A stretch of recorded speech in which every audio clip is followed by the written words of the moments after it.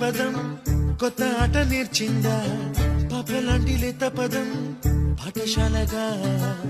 కూనలమ్మ జానపదం పల్లె దాటి వచ్చిందా చవళిల జానతనం పాట చూపగా